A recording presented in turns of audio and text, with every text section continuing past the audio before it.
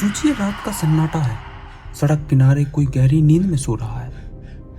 उसे बिल्कुल अंदाजा नहीं है कि अंधेरे में कोई देख रहा है, कोई जो इंसान जैसा दिख रहा है, लेकिन सोचता इंसान की तरह नहीं है। उसके हाथ में ना कोई चाकू है ना बंदूक, बस एक भारी पत्थर।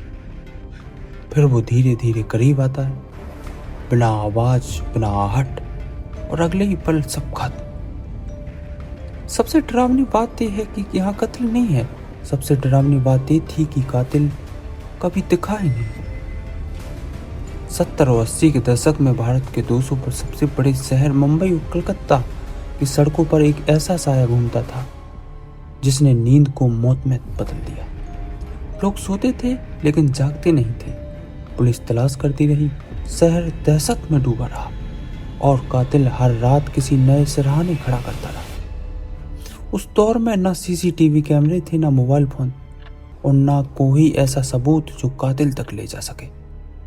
सुबह जब लोग जागते तो फुटपाथ पर सोया हुआ इंसान नहीं, वहां पड़ी एक लाश, सिर के पास एक खून से सना पत्थर, और चारों तरफ बस सन्नाटा।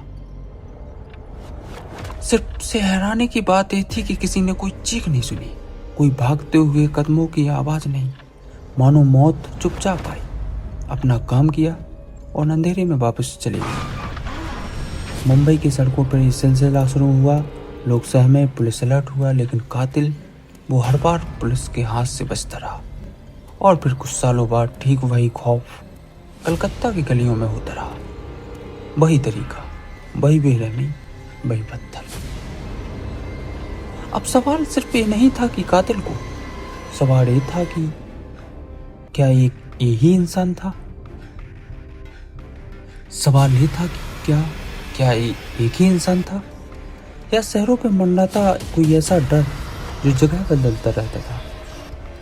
एक ऐसा कातिल जिसे दुनिया ने का नाम दिया था ड्रेस्टोन नाम। और सवाल था कि वो है कौन, एक पागल, एक सातिर, सीरियल किलर, या फिर कोई ऐसा जिसे समझना आज भी आसान नहीं।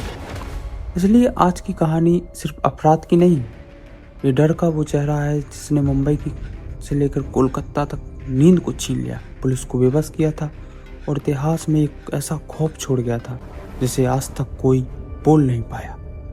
ड्रेस्टोन नाम। नमस्कार, मैं हूं शुभम राजपूत और आप सुन रहे हैं कहानियां।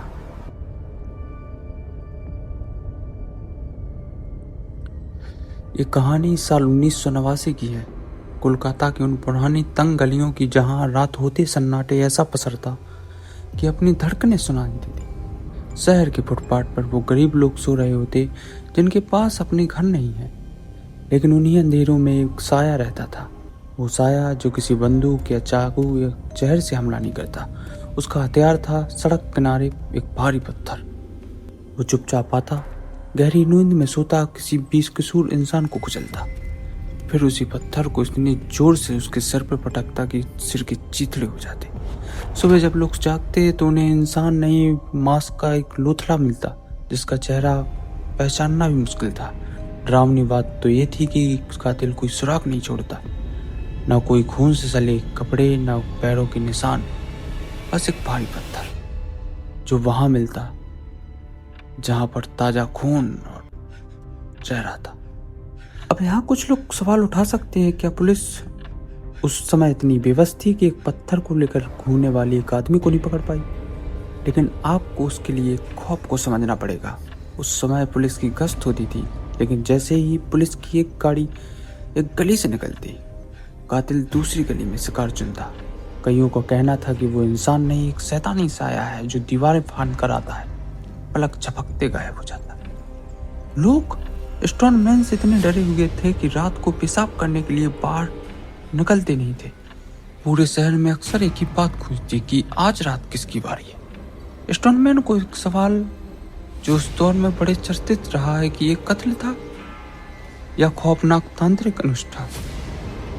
इस केस में एक बहुत ही डरावनी रहस्यमयी बात सामने आई जिसने इस पूरी कहानी को तांत्रिक मोड़ दे दिया। जांच में पाया गया कि ज्यादातर कत्ल मंगलवार या शनिवार को होता था। ये वो दिन है कि हमारे देश में हनुमान जी, माँ काली की विशेष पूजा की जाती है। लेकिन वो दरिंदा इन्हीं पवित्र रातों को अपनी दरिंदगी के लिए चुनता। इसी वजह से पूरे कलकत्ता में यह अफवाह आग की तरह फैल गई कि सिर्फ कत्ल नहीं, एक खौफनाक तांत्रिक अनुष्ठान है। लोग गलियों में खुशखुसाने लगे कि कोई तांत्रिक अपनी काली शक्तियों को जगाने के लिए इन बेगुनाहों की बलि दे रहा है। तांत्रिक विद्या के जानकारों का ये मानना था कि पत्थर से सिर कुचलना ऐसी क्रिया हो सकती है जिससे इंसान की आत्मा शरीर में ही कैद होकर रह जाए या एक झटके में उसे मुक्त कातिल अपने बस में कर ले। अब सवाल उठता है कि क्या कोई इंसान इतना गिर सकता है कि सिद्धि के लिए इस हद तक चला जाए? क्या वो कातिल उन मासूमों के खून से अपनी कोई काली साधना को पूरा कर रहा है? विज्ञान इसे सिर्फ एक सीरियल किलर, एक मानसिक बीमारी कहता है, लेकिन उन काली व्याकरातों में एक तेरह रहस्य मिली। तो तर्क पीछे छूट गया और सिर्फ एक खौफ रह गया, लोगों को यादों में आज भी जिंदा है। एक सवाल और, क्या मुंबई का वो खौफ कलकत्ता लौटा था? कि स्टोनमैन की कहानी सिर्फ कलकत्ता तक सीमित नहीं थी। 1989 में जो घटना यहाँ हो रही थी वैसी ही घटना 1985 में मुंबई में हुई। वहां भी करीब 12 लोग ऐसे ही पत्थर से कुचल के मारे गए। मुंबई पुलिस ने ही स्टोन का नाम दिया था। जब मुंबई में पुलिस का दबाव पड़ा तो कातिल गायब हो गया, कत्ल रुक गए और कुछ समय बाद वो कलकत्ता में सुनाई दे पड़े। अब एक बड़ा सवाल खड़ा होता है, क्या एक ही आदमी था जो मुंबई से आकर कलकत्ता चला गया, या कॉपी कैट किलर था जो मुंबई वाले कातिल से एक्सपायर होकर कलकत्ता कत्ल कर रहा था? पुलिस के पास इसका कोई जवाब नहीं था। दोनों शहर की पुलिस उसे ढूंढती रही। कातिल का बनाया गया सबसे कातिल सिर्फ गरीब आदमियों को मारता था। शायद वो जानता था कि इन गरीबों की मौत पर कुछ शुल्क बचेगा और वो आसानी से बच निकलेगा। आज भी वो मुंबई में पुराने जालों को कलकत्ता में सन्नाटा होता है तो लोग स्टोन मैन के नाम से ठंडे और बेजान पत्थर के देख कर रह जाते। एक सवाल और कि वो रहस्यमय स्केच पुलिस ने अपनी हार के दौरान एक स्केच बनवाया है। जानकार के आसान एक दुबला पतला पुराना सा बोरा लटका कर घूमता था। वो लोगों के बीच डरावनी बात फैल गई कि इस बोरे में कचरा या राशन नहीं, इसमें भारी पत्थर लेकर घूमता था। कलकत्ता पुलिस ने भी दावा किया कि कैसे संदिग्ध को पकड़ा। हालांकि हैरानी की बात, कभी कोई ठोस सबूत नहीं मिला, न कत्ल के बाद खून के निशान नहीं मिले। पुलिस की बेबसी, फुटपाथ पर सोने वाले पुलिस वालों को ही चारा बनाकर सुलाया गया ताकि कातिल उन पर हमला करे और पकड़ा गया। लेकिन शैतान इतना शातिर था कि उस जगह पर गया नहीं जहाँ पर वो पुलिस वाले थे। जानू उसे पहले से पता चल गया था कहाँ पुलिस वाले हैं और कहाँ उसका अलग। क्या उसका ये सोचने की अलग था या एक तांत्रिक विद्या थी? ये पुलिस को आज भी ये सवाल उठाते, क्या वो उसका सेक्शन था या वो पुलिस के ही तंत्र का कोई था? ये सवाल आज भी अनसुलझा है। 1989 के आखिर तक कलकत्ता में ये कत्ल रुक गए, ठीक वैसे ही जैसे मुंबई में रुक गए थे। ना कोई बड़ी गिरफ्तारी, ना कातिल ने कोई सुसाइड नोट छोड़ा। वो जैसे आया था वैसे ही गायब हो गया, मानो कोई बुरा सपना था जो सुबह होते ही टूट गया। लेकिन पीछे छोड़ गया 25 से ज्यादा बेगुनाहों की लाशें, न कभी खत्म होने वाला डर। और आज के लोग कह सकते हैं उम्र क्या होगा, लेकिन जो उस दौर में जिए हैं वो आसानी से नहीं देखते थे। उनके लिए स्टोन इतना बुरी ताकत था कि वो अपनी सिर्फ एक मुरीद पूरी करने आया था। क्या वो आज भी जिंदा है या किसी और शहर में है?